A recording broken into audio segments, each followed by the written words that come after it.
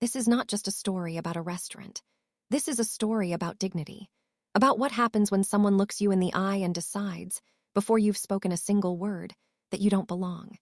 It's about the quiet rage that builds in your chest when the world treats you like you're invisible. And it's about what happens when that rage becomes fuel. If you've ever been underestimated, overlooked, or turned away from a table you had every right to sit at, this story is for you. For generations, Black men in America have been told where they can and cannot go, which doors are open, which tables are set for them. And even now, even in this modern age of progress and promises, there are still places where a Black man in a nice suit is treated like a threat instead of a guest.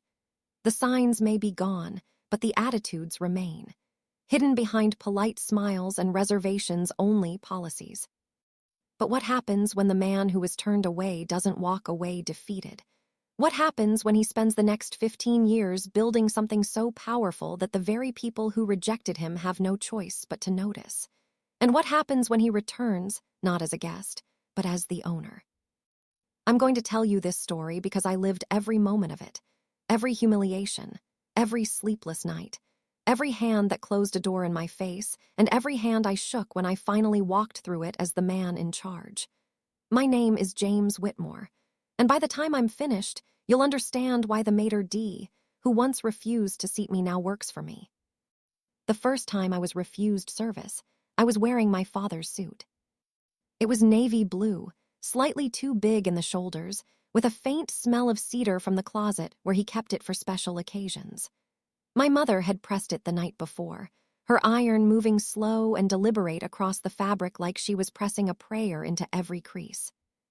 I was 23 years old. It was the evening of my college graduation, and I had saved for 6 months to take my mother to the finest restaurant in Beaumont, Texas, a place called La Maison Belle. I can still see the way her eyes lit up when I told her where we were going.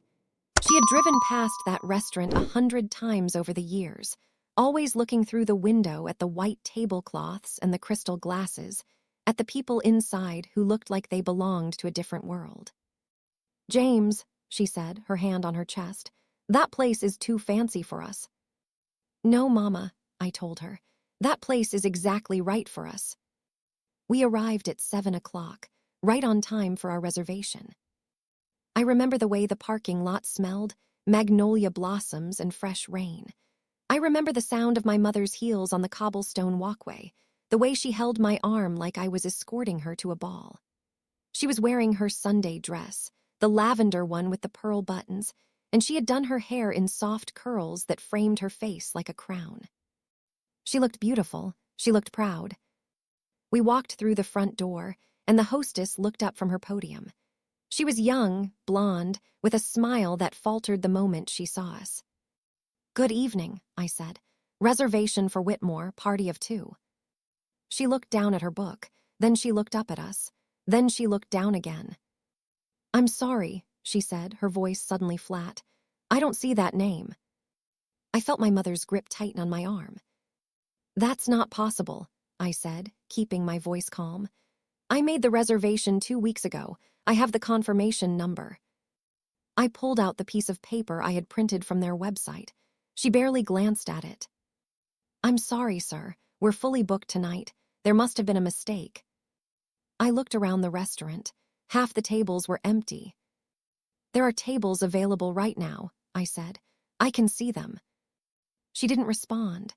She just stared at me with that frozen smile, her eyes cold and distant, like I was a problem she was waiting to go away. And then a man appeared beside her, tall, gray-haired, wearing a suit that probably cost more than my mother's monthly rent.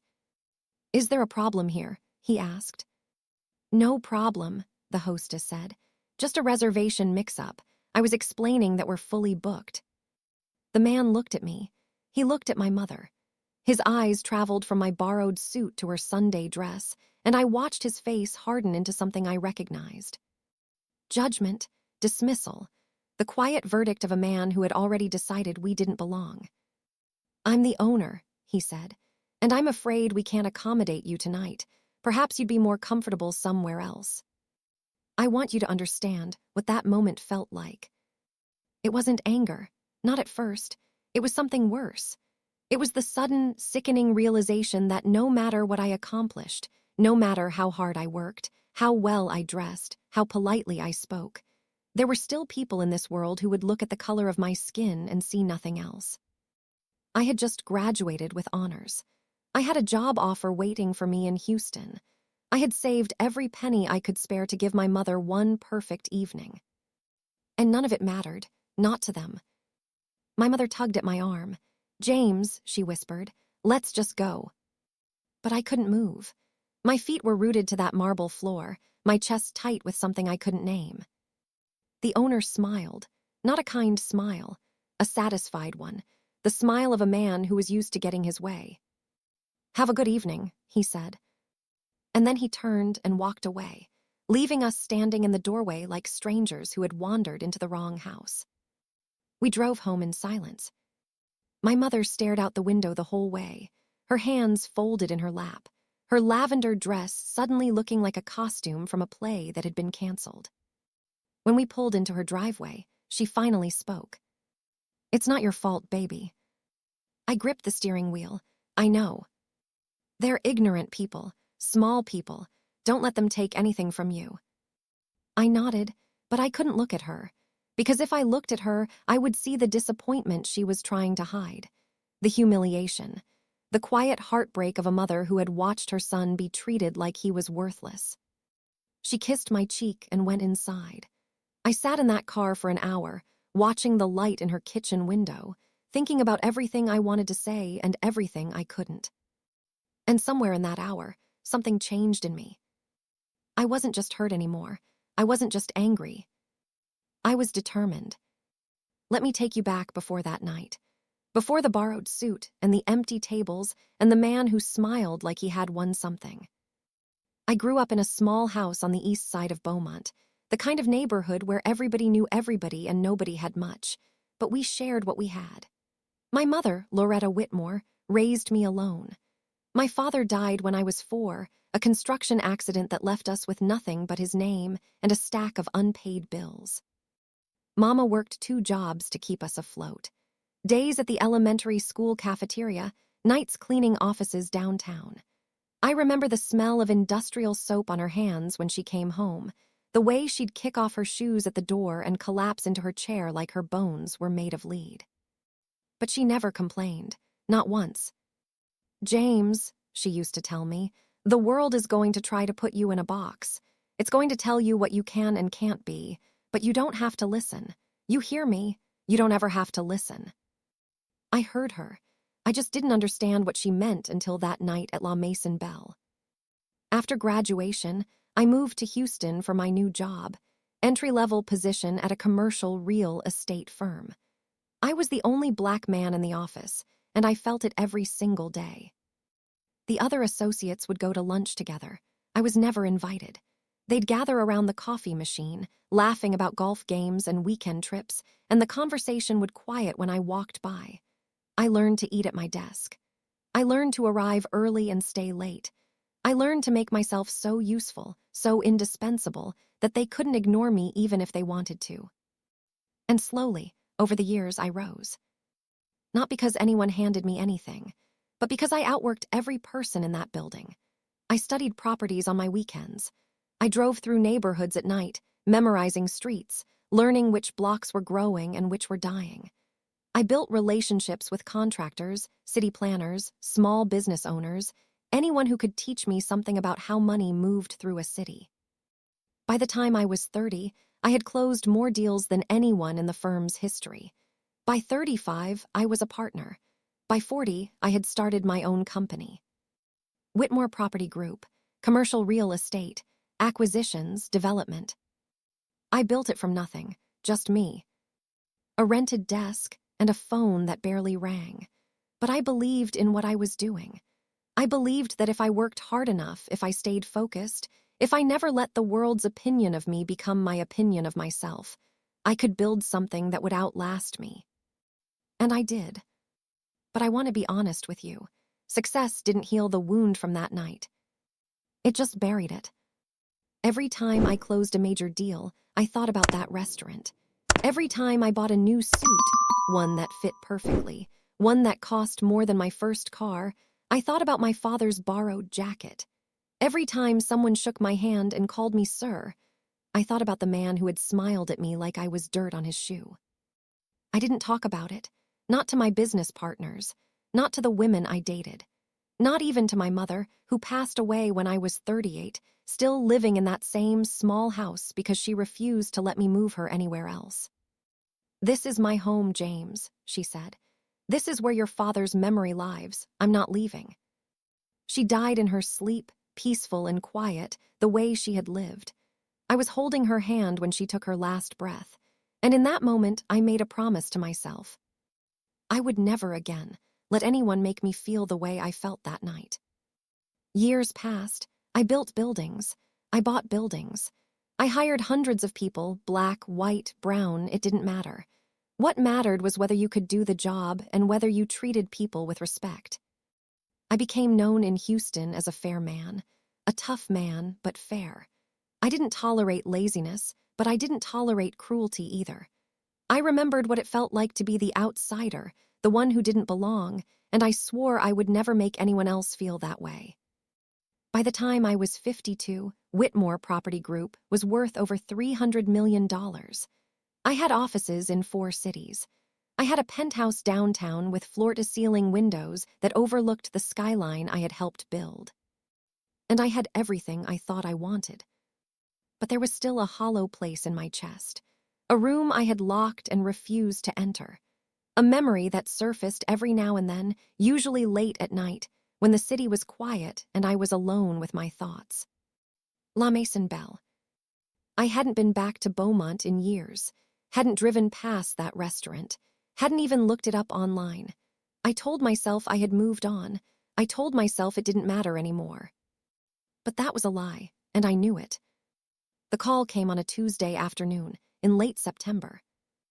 I was in my office, reviewing plans for a mixed-use development in Midtown, when my assistant knocked on the door. "Mr. Whitmore, there's a broker on line 2. Says he has a property you might be interested in. Wouldn't give details, but he was very insistent." I sighed. Brokers called every day with opportunities that usually turned out to be overpriced garbage or someone else's problem. "Take a message," I said. "He said to tell you one thing first." My assistant glanced at her notepad. "He said to say, La Maison Belle is for sale." I stopped breathing. For a long moment, I just sat there, my pen frozen above the paper, my heart pounding in my ears like a drum. "Mr. Whitmore," my assistant said, "should I tell him you're not interested?" I set the pen down slowly. I looked out the window at the Houston skyline, the buildings I had bought, the deals I had closed, the empire I had built with my own 2 hands. And then I picked up the phone. "Tell me everything," I said. The broker's name was Dennis Callahan. He was a 3rd-generation Beaumont native who specialized in commercial properties along the Gulf Coast. His voice was smooth, practiced, the kind of voice that had closed 1,000 deals. "La Maison Belle has been struggling for years," he said. "The current owner, fellow named Richard Garrett, he inherited the place from his father about a decade ago. But he doesn't have the old man's touch, bad investments, poor management. The pandemic nearly finished him off." Richard Garrett. I turned the name over in my mind like a stone I had found at the bottom of a river. The old man, that must have been the gray-haired owner who had stood in the doorway that night, smiling his satisfied smile. "What happened to the father?" I asked. "Passed away 8-9 years ago. Heart attack, I think. Left the place to Richard, but the son never had any real interest in running it. He's been trying to sell for the past 2 years, but the asking price was too high. Nobody was biting." I leaned back in my chair. "And now?" "Now he's desperate. The bank is breathing down his neck. He's got maybe 60 days before they start foreclosure proceedings." Callahan paused. "He's dropped the price by 40%. It's a steal, Mr. Whitmore. Prime location, historic building, established name. With the right management, you could turn that place around in 2 years." I was quiet for a long moment. Through the window, I watched the sun sink behind the skyline, painting the clouds in shades of orange and gold. Send me the details, I said finally. I'll be in touch. That night, I didn't sleep. I lay in bed, staring at the ceiling, thinking about my mother. About the way she had looked in her lavender dress, her curls soft around her face, her eyes bright with hope. About the way that hope had dimmed when the hostess looked at us like we were trespassing. She never talked about that night again, not once, but I knew she remembered. I knew because every time I mentioned a fancy restaurant, a special occasion, a celebration, she would get this look in her eyes. This quiet, careful look, like she was bracing herself for disappointment. I never took her to another fine dining restaurant. Not because I couldn't afford it. By the time I had money, I could have taken her anywhere in the world. But because I was afraid. Afraid that it would happen again. Afraid that some stranger would look at us and decide we didn't belong.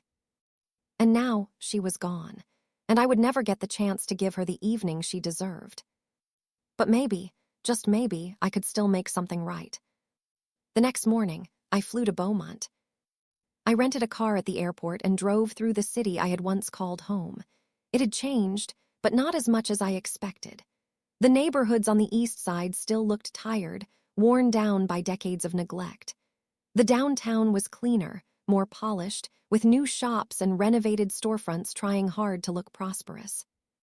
And there, on the corner of Main and Calder, sat La Maison Belle. I parked across the street and sat in the car for a long time, just looking at it. The building was beautiful.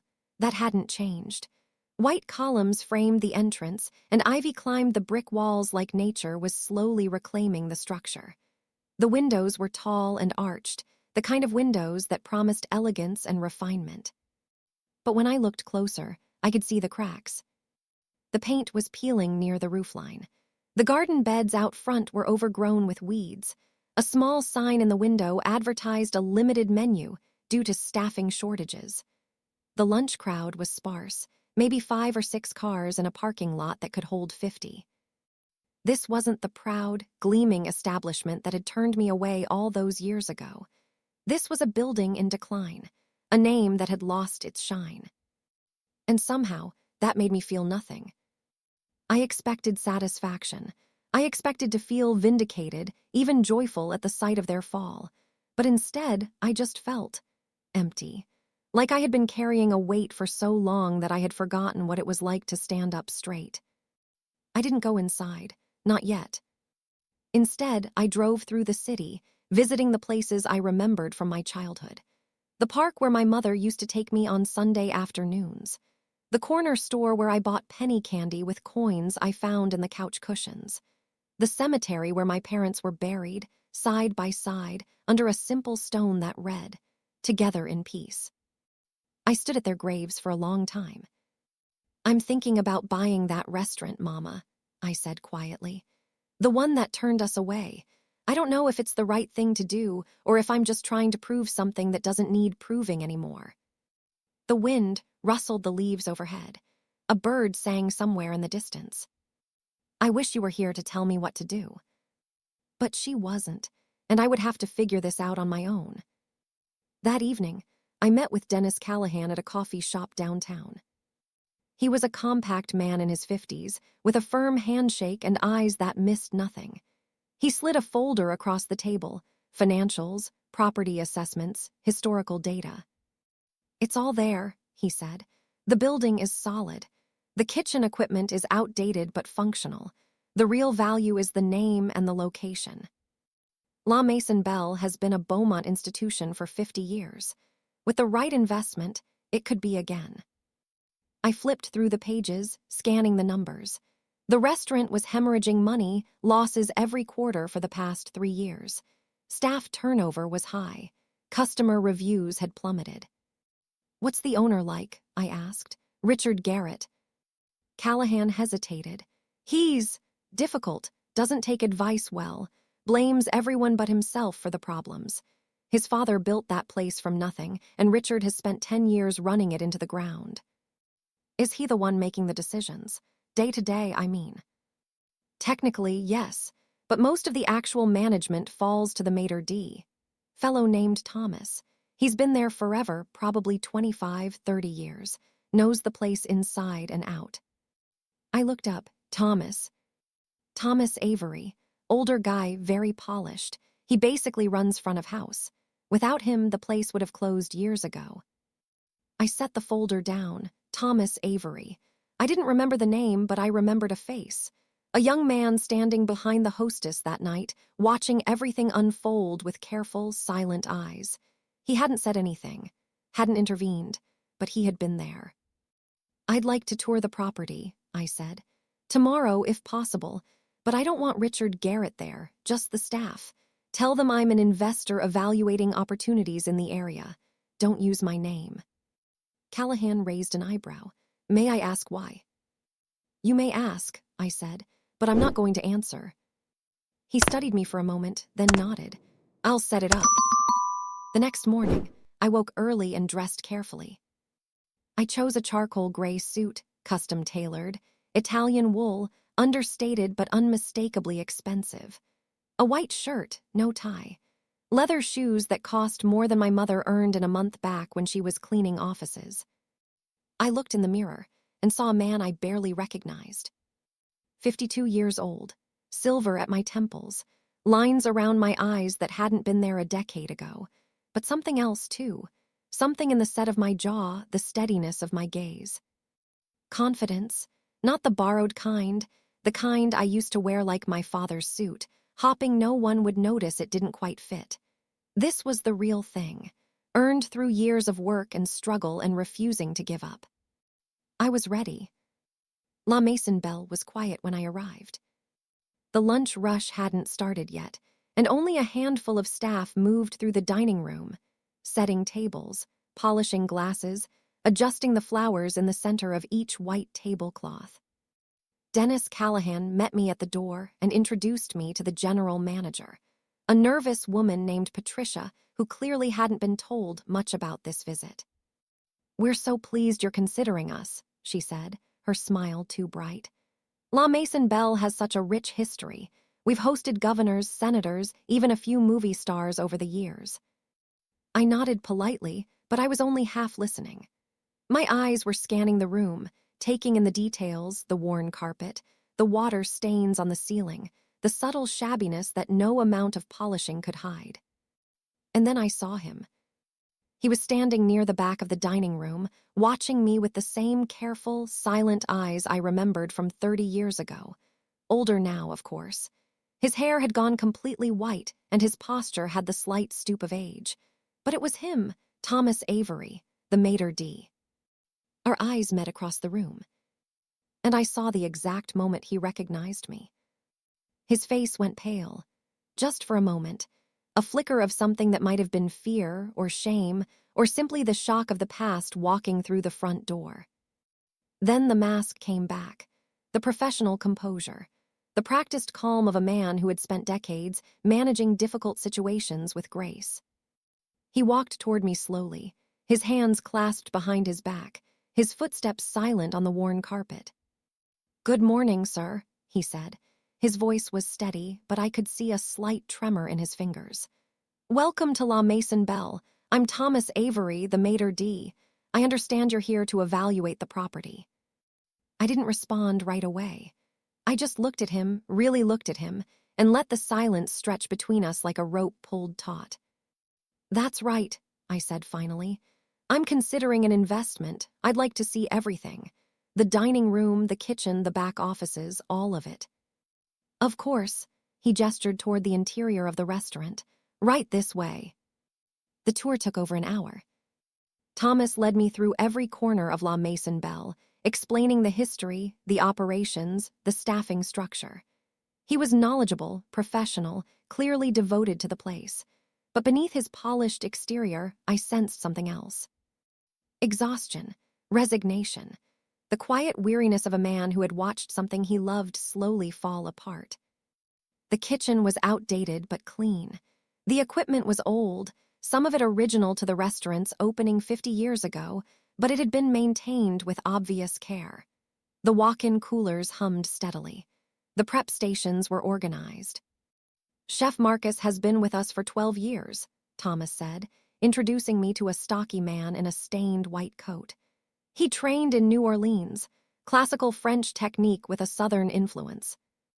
I shook the chef's hand. His grip was firm, his eyes tired but proud. The menu needs updating, he said bluntly.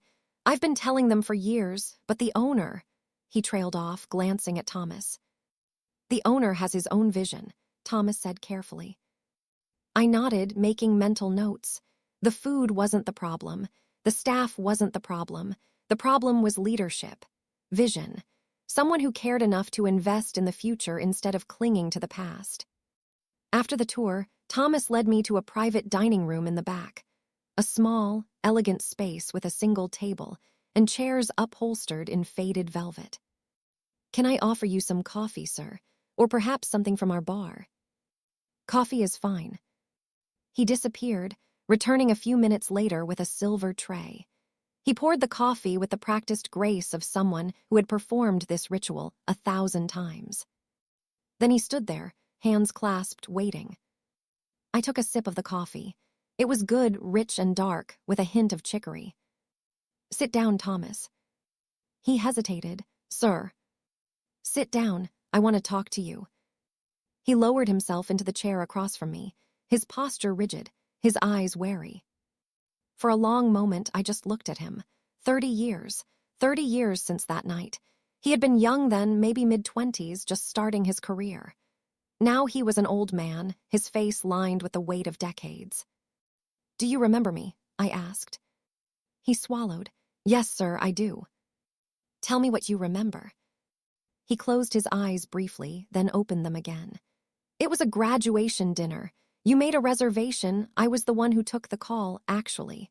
Party of 2, 7 o'clock. You came with your mother. She was wearing a lavender dress. My chest tightened. He remembered everything. Go on. The hostess, her name was Bridget. She pretended she couldn't find the reservation. I knew it was there.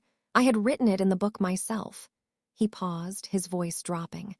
And then Mr. Garrett came, the old Mr. Garrett, and he told you to leave. And what did you do? Thomas was quiet for a long moment. When he spoke again, his voice was barely above a whisper. Nothing. I did nothing. I stood there like a coward and watched him humiliate you and your mother, and I didn't say a single word.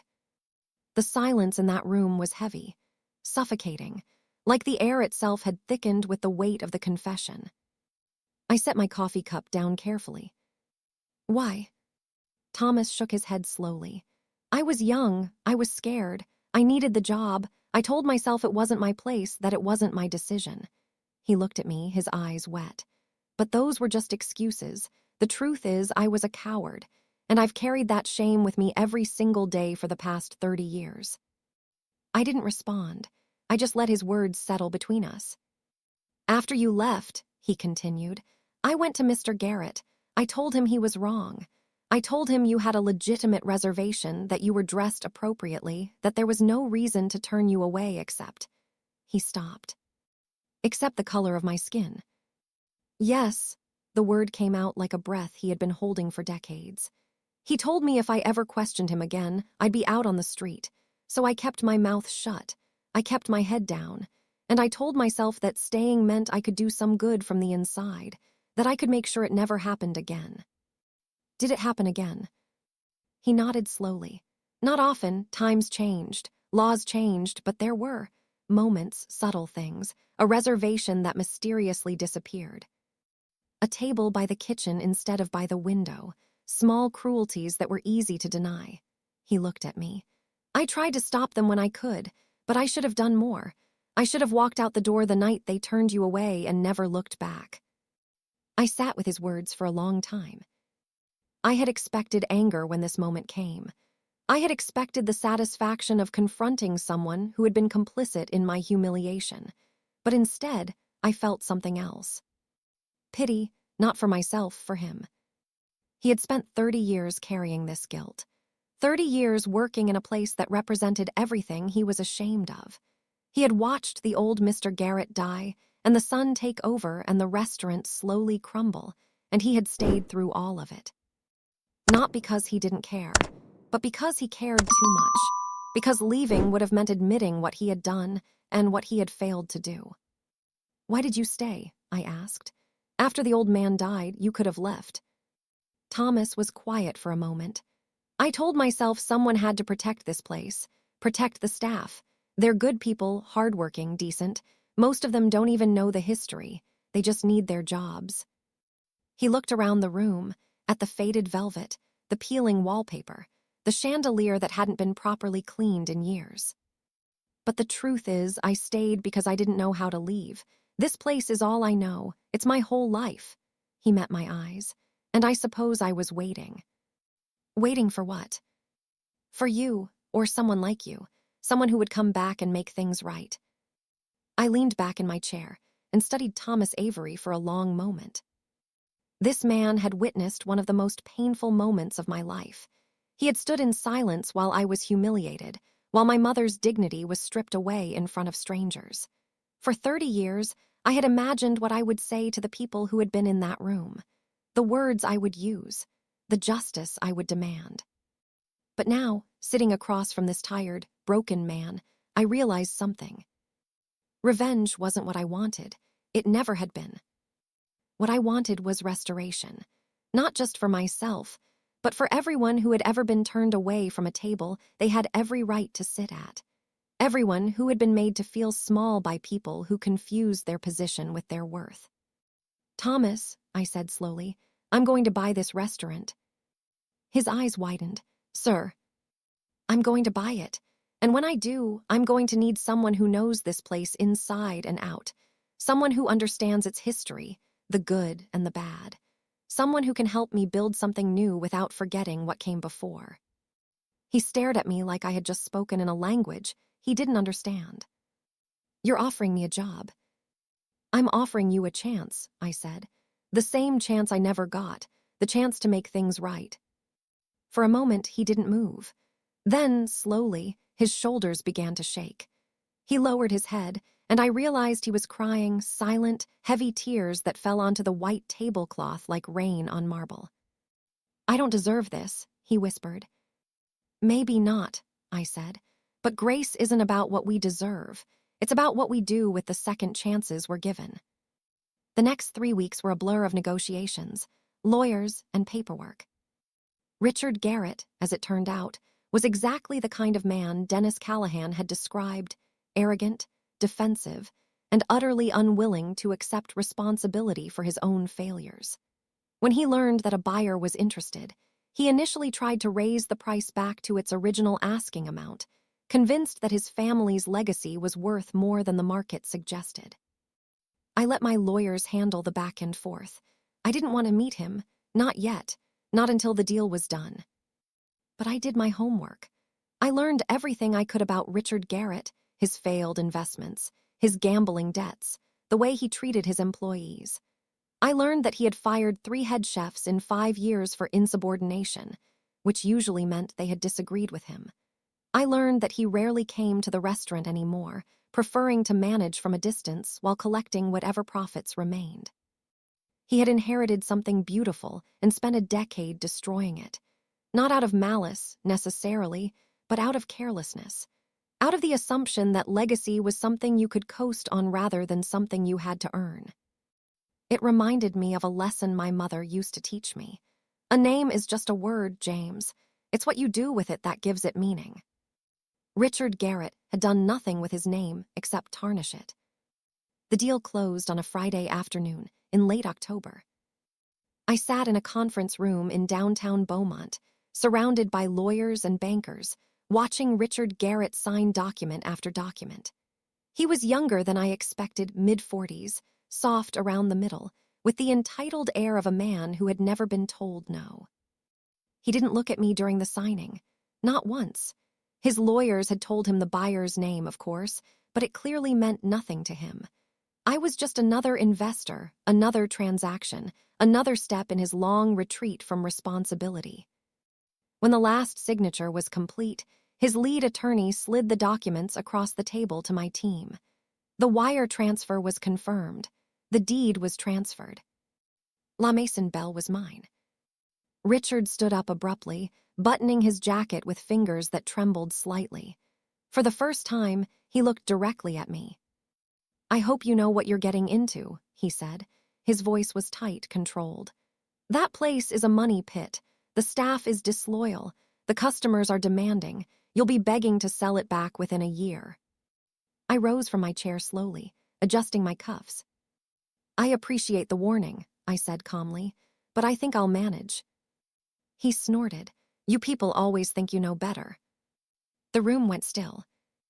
I felt every eye in that conference room turn toward me, waiting to see how I would react. The lawyers, the bankers, the assistants taking notes in the corner. But I didn't flinch. I didn't raise my voice. I just looked at Richard Garrett with the same steady gaze I had perfected over 30 years of boardrooms and negotiations. "Let me tell you something, Mr. Garrett," I said quietly. 30 years ago, I walked into your father's restaurant with my mother. It was my college graduation. I had saved for 6 months to give her one perfect evening. Richard's face went pale. His mouth opened, then closed again. "Your father took one look at us and decided we didn't belong. He smiled at us like we were dirt on his floor and told us to leave." I took a step closer. My mother never forgot that night. She carried it with her until the day she died.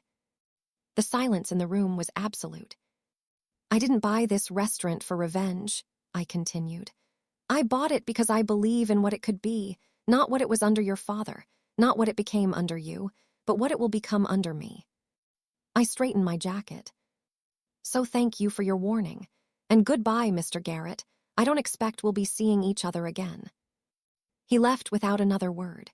His lawyers gathered their things and followed, the door closing behind them with a soft click that felt like the period at the end of a very long sentence.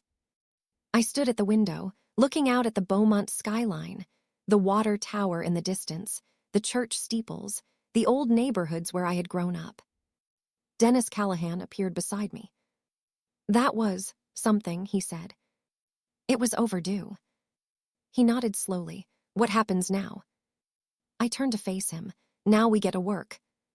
The renovation took 8 months. I brought in designers from Houston and New Orleans.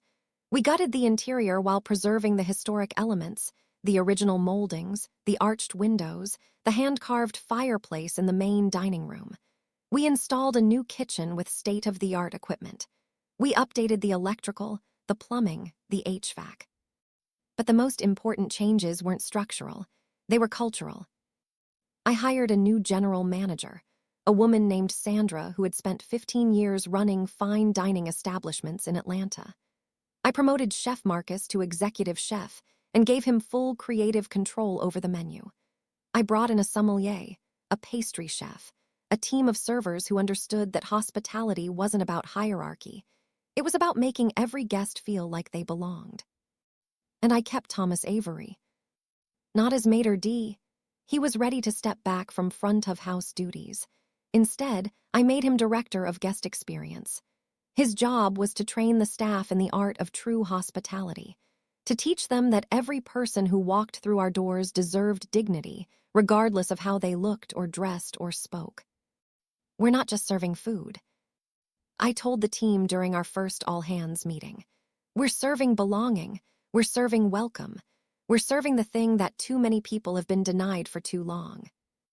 The grand reopening was scheduled for the first Saturday in June.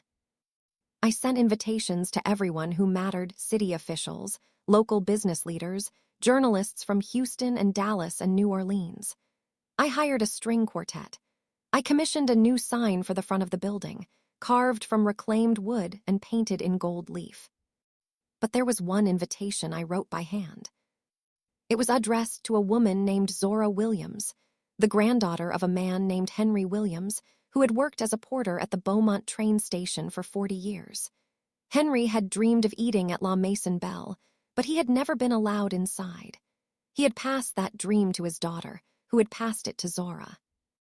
I had learned about Henry from Thomas, who remembered him from the old days. "He used to walk past the restaurant every evening on his way home from work," Thomas told me. "He would stop and look through the window just for a moment and then keep walking." Henry had died in 1987 without ever sitting at one of those tables. But Zora would, she and her entire family, as my personal guests, at the best table in the house. The night of the grand reopening, I stood in the empty dining room for a long moment before the doors opened. The tables were set with white linens and crystal glasses that caught the light from the chandeliers. Fresh flowers, magnolias and roses, filled silver vases at the center of each table. The kitchen hummed with controlled chaos as Chef Marcus and his team prepared for the evening. The string quartet tuned their instruments in the corner, filling the air with soft, discordant notes that would soon become music. Everything was perfect, and yet I couldn't shake the feeling that something was missing. I walked to the front entrance and stood where I had stood 30 years ago. The same marble floor, the same arched doorway, the same view of the street outside, where cars were already beginning to line up. But everything was different now. The hostess podium had been replaced with a graceful wooden stand. The old reservation book was gone. We used tablets now, sleek and modern. And behind the stand stood a young woman named Michelle, her smile warm and genuine, her posture welcoming. "Mr. Whitmore," she said softly, "we're almost ready." I nodded. "How do you feel?" She took a breath. Nervous, excited, mostly grateful. "Grateful. For this opportunity, for what you're building here." She met my eyes. "My grandmother used to clean houses in this neighborhood. She walked past this restaurant her whole life and never once thought she could eat here. And now I'm the first person guests see when they walk in." She shook her head slowly. "That means something." I placed my hand on her shoulder. "It means everything, Michelle. Don't ever forget that." The first guests began arriving at 7 o'clock. I stood near the back of the dining room, watching as couples and families and groups of friends filed through the entrance. Michelle greeted each one with the same warmth, the same genuine welcome. Thomas stood nearby, overseeing the front-of-house staff, his eyes sharp but his demeanor calm. The city councilman arrived with his wife. The mayor sent a representative. A food critic from Houston, a woman whose reviews could make or break a restaurant, was seated at a corner table with a notebook and a skeptical expression. But the guests I was waiting for hadn't arrived yet. At 7:30, I saw them. Zora Williams walked through the front door first. She was in her 60s, with silver-streaked locks and a dress the color of autumn leaves. Behind her came her husband, her 2 adult children, and her 3 grandchildren, the youngest no more than 5 or 6 years old. They stopped just inside the entrance, their eyes wide as they took in the room. The chandeliers, the flowers, the elegant guests already seated at their tables. Zora's hand went to her chest. I walked toward them slowly, my heart pounding in a way it hadn't in years. "Mrs. Williams," I said, extending my hand, "thank you for coming." She looked at me, her eyes glistening. "Mr. Whitmore, I don't know what to say." "You don't have to say anything. Tonight, you and your family are my honored guests. The best table in the house is yours." I led them personally to the table I had reserved, a large round table near the window, with a view of the garden we had planted in the courtyard. The same courtyard that had once been nothing but cracked concrete and neglected shrubs. As they settled into their seats, the youngest grandchild, a little girl with bright eyes and braided hair, tugged at Zora's sleeve. "Grandma," she whispered loudly, "is this a palace?" Zora laughed, wiping her eyes. "No, baby, it's a restaurant." "It looks like a palace." I knelt down so I was at the little girl's eye level. "You know what? You're right. It is a kind of palace.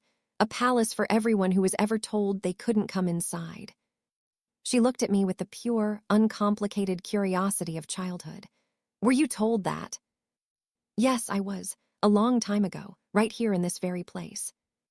"That's mean." "It was, but you know what I did." She shook her head. "I grew up, I worked hard, and I bought the palace."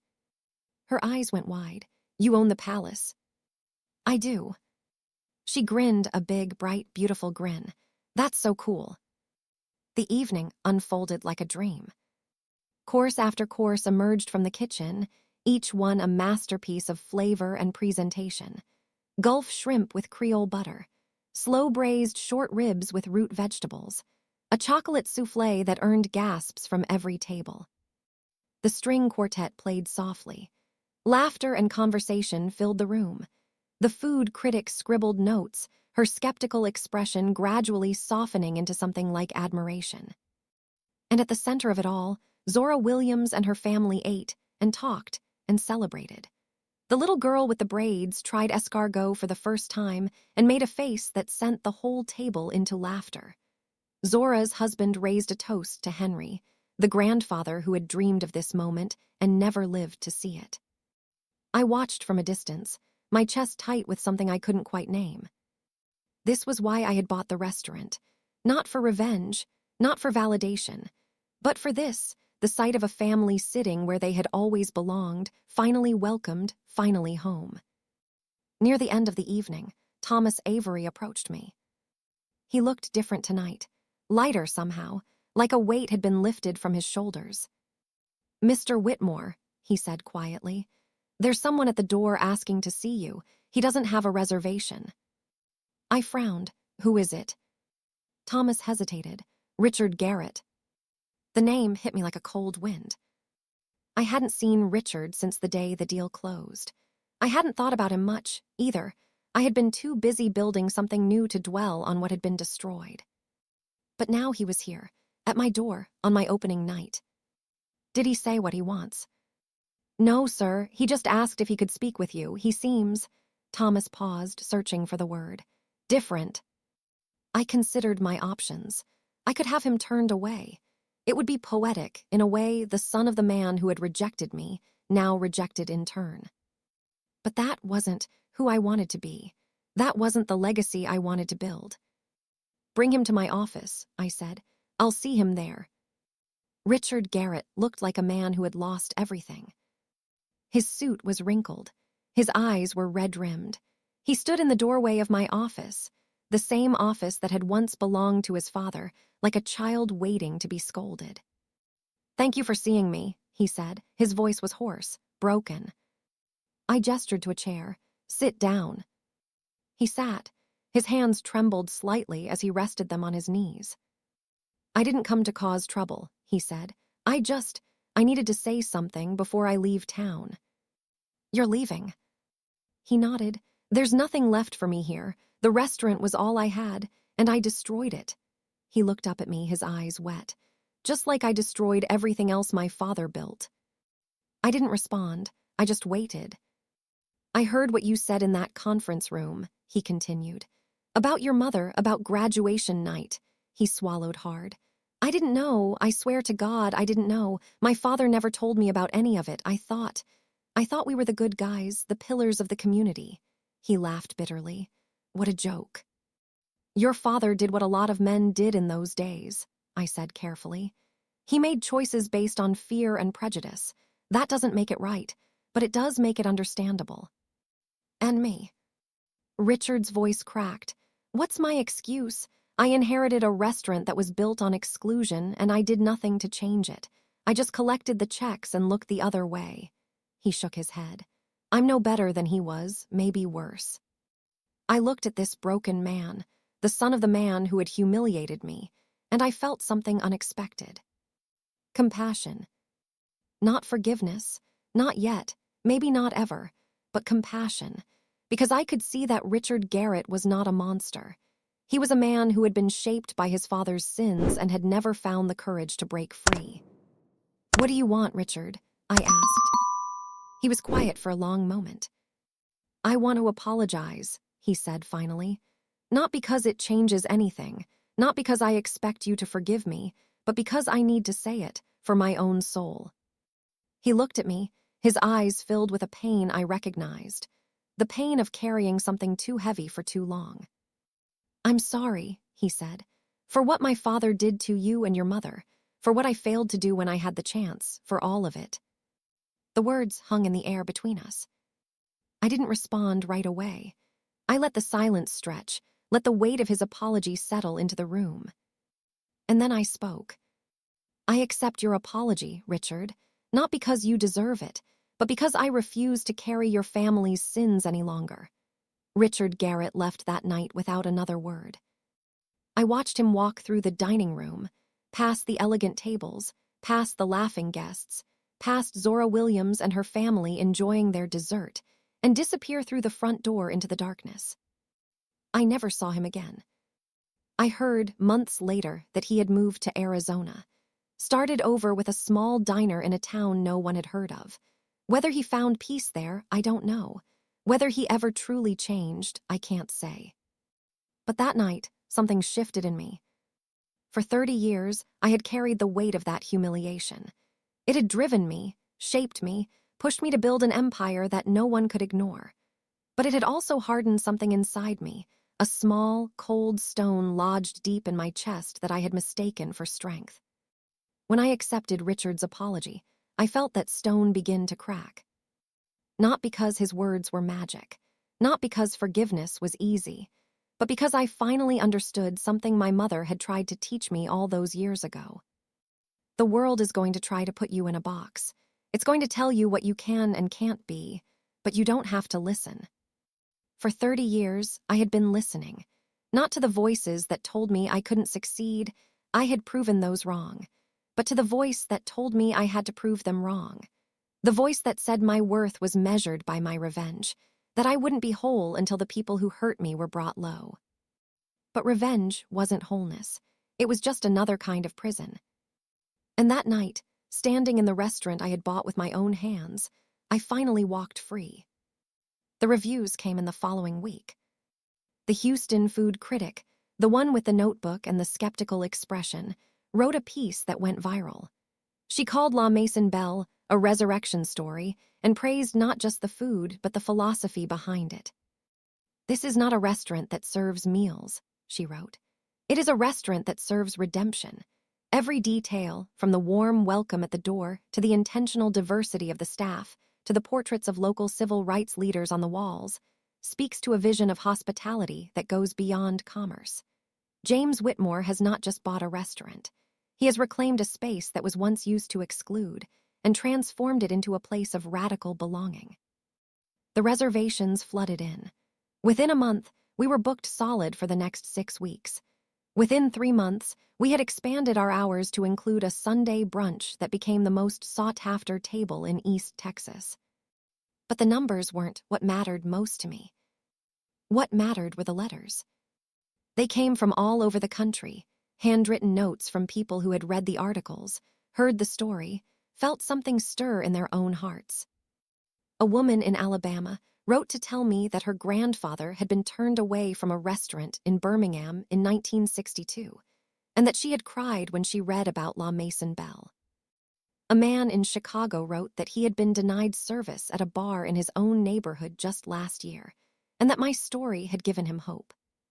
A teenage girl in Oakland wrote that she wanted to be a chef someday, and that she had taped a picture of La Maison Belle to her bedroom wall as inspiration.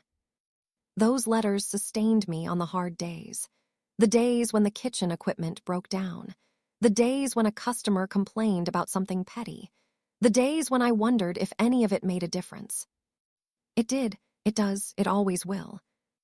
A year after the reopening, I hosted a private dinner. Not for investors or critics or politicians, just for family. I invited Thomas Avery and his wife. I invited Chef Marcus and his children. I invited Sandra, the general manager, and Michelle, the hostess who had become like a daughter to me. I invited Zora Williams and her grandchildren. And I invited one more person. Her name was Elaine. She was a woman I had met at a charity gala 6 months earlier, a professor of African American history at Rice University, with a quiet strength and a laugh that made me feel like I was 23 again. We had been seeing each other for a few months. Nothing official. Just dinners and long walks and conversations that stretched late into the night. She understood me in a way I hadn't thought possible, not just the businessman, but the boy who had stood in his father's borrowed suit and been told he didn't belong. That night, I stood at the head of the table and looked at the faces gathered around me. Thomas, his eyes bright with something that might have been pride. Chef Marcus, still wearing his stained apron because he had refused to let anyone else cook the meal. Michelle, glowing with the confidence she had gained over the past year. Zora's youngest grandchild, the little girl who had asked if this was a palace, now fast asleep in her mother's arms. And Elaine, watching me with a soft smile that made my chest ache. "I want to say something," I began. The table fell quiet. 31 years ago, I walked into this building with my mother. It was supposed to be one of the happiest nights of my life. Instead, it became one of the worst. I paused, letting the memory wash over me. For a long time, I let that night define me. I let it fuel my ambition, my drive, my refusal to be overlooked. And in some ways, that was a gift. It pushed me to build something I never could have imagined. I looked around the table. But it also cost me something. It made me hard. It made me suspicious. It made me so focused on proving the world wrong that I forgot to ask what I was proving it right about. I took a breath. This restaurant isn't about revenge. It never was. It's about restoration. It's about creating a space where everyone, regardless of where they come from, what they look like, or what the world has told them about their worth, can sit at the table. I raised my glass.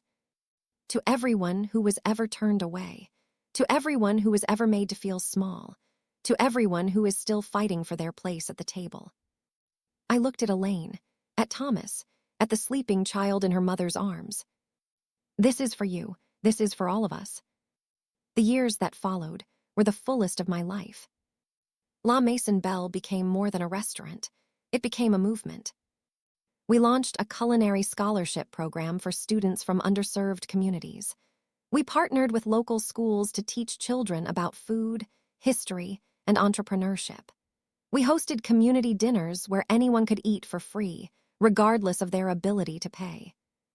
And every year, on the anniversary of the reopening, we held a special event called the Welcome Table. It was an evening dedicated to honoring people who had been excluded, overlooked, or forgotten. We invited seniors from local nursing homes, veterans who had served their country and come home to face discrimination, young people who had aged out of the foster care system with nowhere to go. We served them the finest meal we could prepare. We told them they mattered. We gave them, for one night, the dignity that the world had so often denied them. It was the most important thing we did, and it was the thing I was most proud of. Thomas Avery passed away 3 years after the reopening. He went peacefully, in his sleep, surrounded by his family. I was at the hospital when it happened. I held his hand as he took his last breath. At his funeral, I gave the eulogy. I told the story of the night we had met, not the painful version I had carried for decades, but the version that ended in redemption. I told them how Thomas had confessed his guilt to me, how I had offered him a second chance, how he had spent his final years teaching others what true hospitality meant. Thomas Avery made a mistake, I said. He stood silent when he should have spoken, and he carried that weight for 30 years, but he didn't let it destroy him. He let it transform him, and in the end, he became one of the finest men I ever knew. I looked out at the crowd, his family, his friends, the staff of La Maison Belle who had come to pay their respects. We don't get to choose the mistakes we make, but we do get to choose what we do with them. Thomas chose grace. He chose growth. He chose to spend the last chapter of his life making things right. I paused. That's the kind of man I want to be. That's the kind of legacy I want to leave. I'm 72 years old now. My hair has gone completely gray. My steps are slower than they used to be. Some mornings, my knees ache so much I can barely get out of bed. But every Sunday, I still go to La Maison Belle. I sit at the same table, the one by the window, overlooking the garden, and I watch the guests come and go. Families celebrating birthdays, couples on first dates, business people closing deals over glasses of wine. And every now and then, a young person will approach me, usually nervous, usually holding a notebook or a phone. "Mr. Whitmore," they'll say, "I read your story, I just wanted to thank you. You inspired me to keep going." And I'll invite them to sit, and I'll listen to their story, and I'll tell them what my mother told me all those years ago. The world is going to try to put you in a box. It's going to tell you what you can and can't be, but you don't have to listen. And so here I am, telling you this story. Not because I'm special, not because my journey was unique, but because I know somewhere out there, someone is listening who feels the way I felt that night in my father's borrowed suit. Maybe you were turned away from a place where you belonged. Maybe someone looked at you and decided, without knowing anything about you, that you weren't good enough. Maybe you're carrying a wound so deep you don't even know how to describe it. I want you to know something. That wound doesn't have to define you. It can refine you. It can become the fuel that drives you to build something the world has never seen, something that outlasts the pain, something that transforms the very thing that was meant to break you. You don't have to seek revenge. Revenge is a fire that burns the one who holds it. But you can seek restoration. You can take the broken pieces and build something beautiful. You can create spaces where others feel welcome. You can become the person you needed when you were young and scared and alone. That's the real victory. Not proving them wrong, but proving yourself right. Proving that you are worthy of dignity, of respect, of a seat at the table. So let me ask you something, and I want you to really think about it. If the people who rejected you came back tomorrow and asked to sit at your table, what would you do? Would you turn them away, the way they turned you away? Would you let them in, but make them feel small? Or would you welcome them, not because they deserved it, but because you refused to become what they were? I'd love to hear your answer. Leave it in the comments below. Tell me your story, because every story matters. Every wound has the potential to become a door. And if this story touched you, if it made you feel something, remember something, or hope for something, I hope you'll share it with someone who needs to hear it. Because that's how we change the world. Not with grand gestures, but with small acts of welcome, with tables set for strangers, with doors held open for those who were once shut out. Thank you for listening. Thank you for being here.